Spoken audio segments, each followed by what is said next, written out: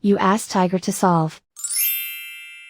This deals with linear equations with one unknown. The final result is x equals 152/81. Let's solve it step by step. Simplify the expression. Multiply the fractions.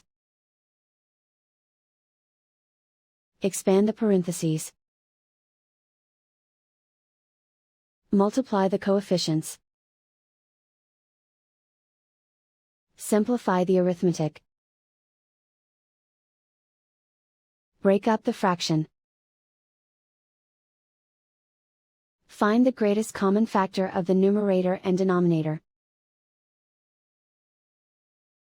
Factor out and cancel the greatest common factor. Group all constants on the right side of the equation. Add 81 to both sides. Simplify the arithmetic.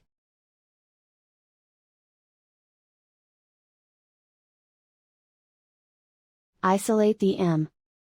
Multiply both sides by inverse fraction 4/243. Group like terms.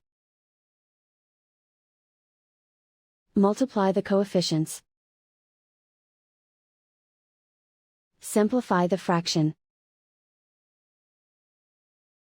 Multiply the fractions. Simplify the arithmetic. And so the final result is x equals 152/81.